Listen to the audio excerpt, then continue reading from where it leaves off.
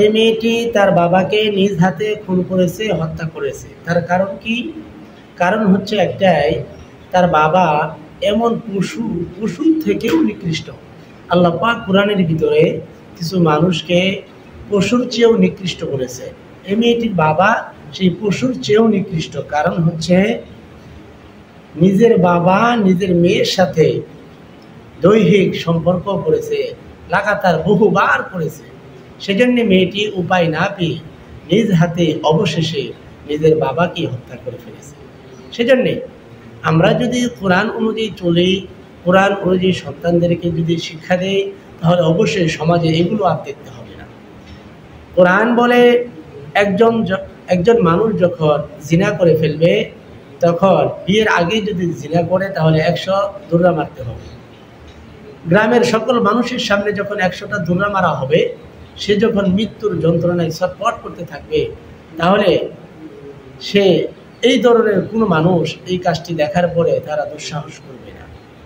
এবং বিবাহিত হওয়ার পরে তাকে অর্ধেকটা মাটিতে পুঁতে রেখে তারপরে রজম অর্থাৎ পাথর নিক্ষেপ করতে করতে, বিয়ের পরে যদি জিনা করে তাহলে পাথর নিক্ষেপ করতে করতে তাকে হত্যা করে ফেলতে হবে। এটা কোরআনের আইন।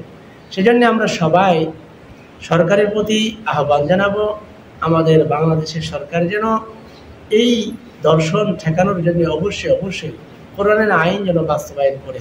তাহলেই সম্ভব এই দর্শন ঠেকানো। মানুষদেরকে সমস্ত ধরনের ঝামেলা থেকে, সমস্ত ধরনের গুনাহ থেকে যদি আমরা বাঁচাইতে চাই, তাহলে কোরআনের আইন চালু করতে হবে। সেজন্য আসুন, এই মেয়েটি উপায় না পেয়ে, বিচার না পেয়ে তার নিজের হাতে নিজের বাবাকে হত্যা করে ফেলেছে। তবে আমরা কেউ নিজের হাতে কোনো সময় আইন তুলে নিব না।